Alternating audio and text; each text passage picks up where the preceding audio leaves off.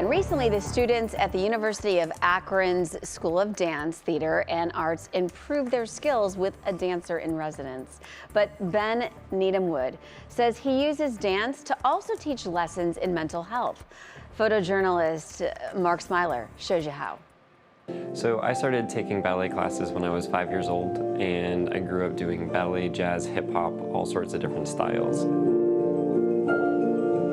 Dance is something for me that's always been very therapeutic, and with the pandemic, I started to wonder, is there research that could show how therapeutic dance can be as a modality for treatment within the mental health space? What I've been learning a lot about is how our bodies are so connected to our minds.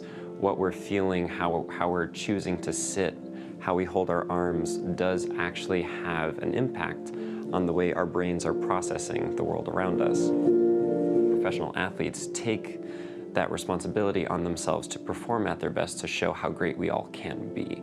And that's an immense pressure. And so I think that that type of stress that is then put on professional athletes needs to be addressed and supported so that they can continue to recognize that they are one of us, not responsible for us. I think that's something really incredible that Ben has done with his team in his residency here.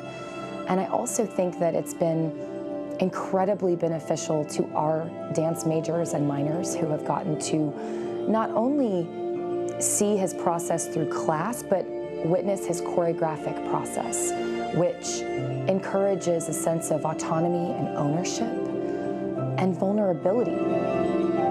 The entire environment here has been super supportive, and the student body has been very open and welcoming and also very curious. And so we've been able to teach ballet classes which would typically follow a certain structure, but within that talk about how ballet can actually be a form of expression that allows us to check in with how we're feeling, and we can use it to better other parts of our lives as well.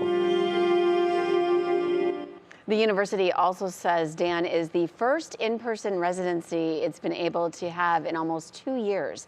To learn more about Dan, his study, and the University of Akron's dance program, visit wkyc.com/mental health. And there's so many things that help with mental health, you know, these outlets, if you will.